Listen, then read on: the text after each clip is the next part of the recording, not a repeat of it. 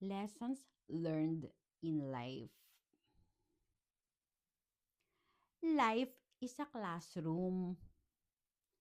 Life teaches us whether we want it to or not.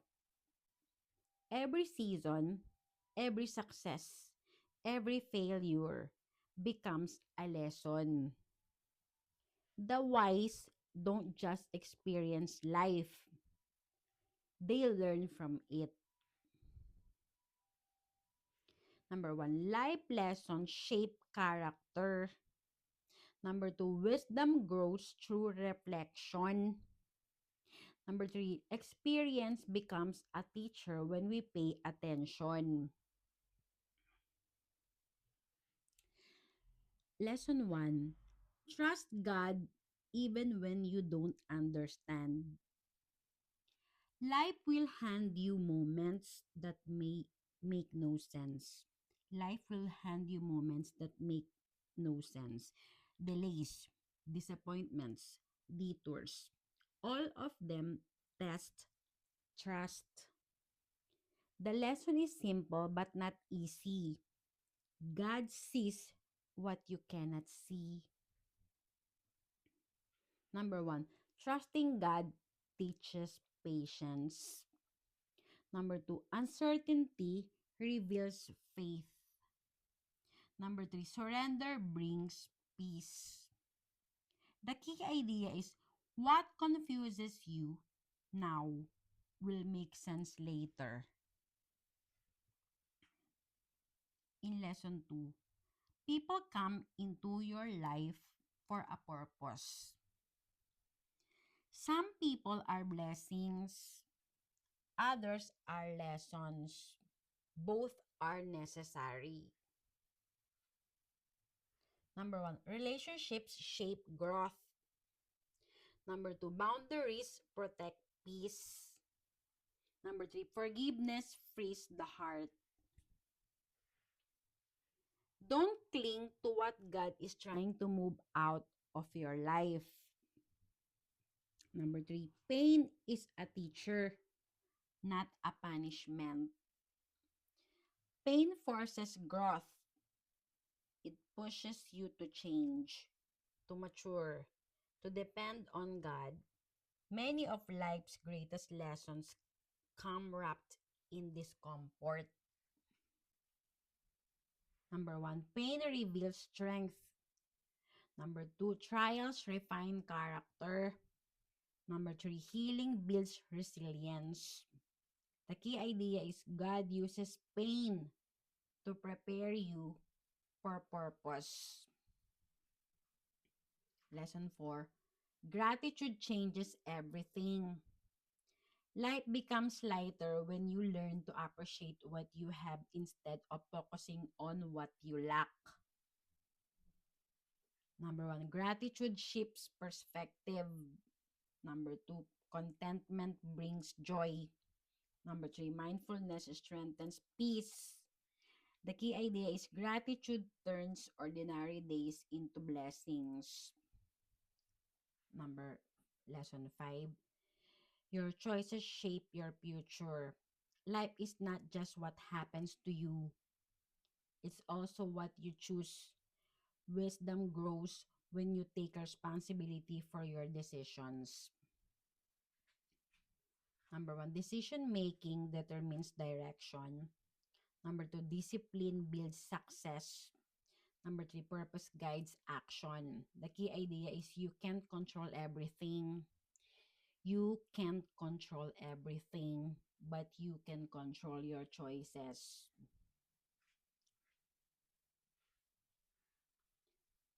Keep learning, keep growing. Life's lessons never stop. The goal is not perfection but progress. If you keep your heart teachable, God will keep shaping your destiny.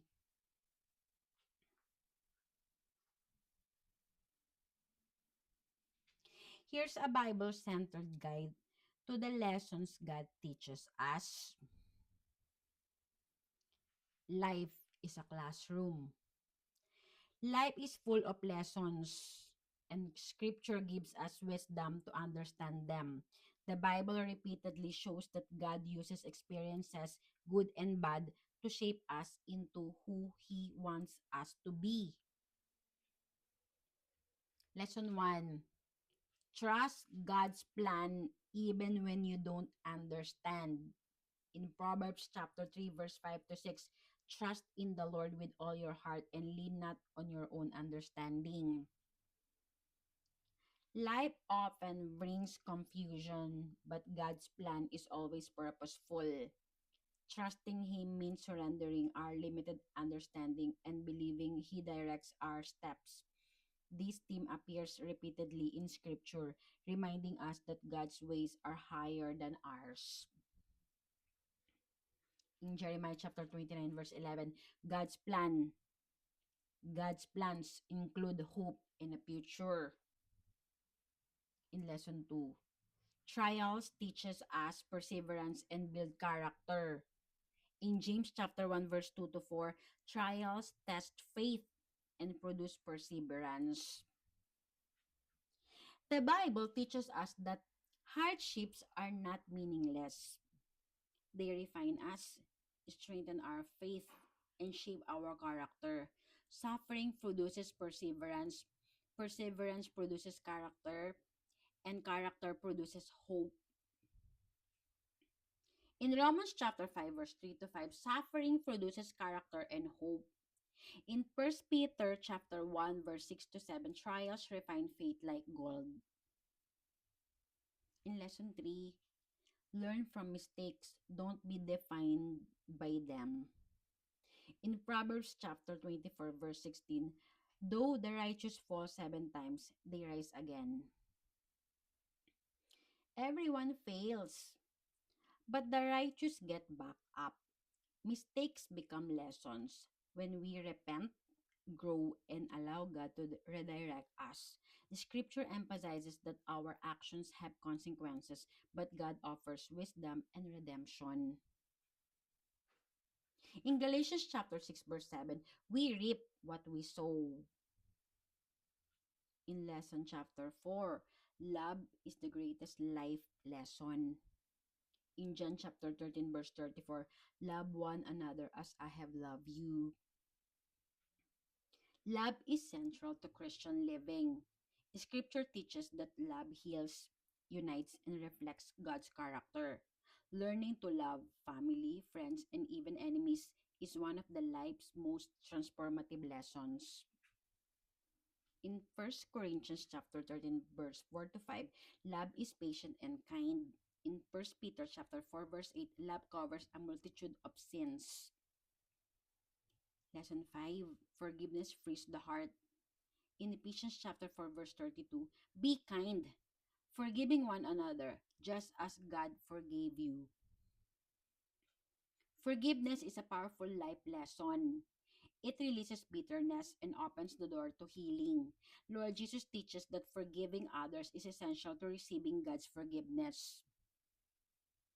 In Matthew chapter 6 verse 14 to 15, God forgives us as we forgive others. In lesson 6, seek God first in all things. In Matthew chapter 6 verse 33, seek first the kingdom of God. Life becomes clearer when God is the priority. Life becomes clearer when God is the priority. When we put Him first, everything else aligns according to His will. This is a foundational life lesson for spiritual growth and daily living. Keep learning, keep growing. Life's lesson never end.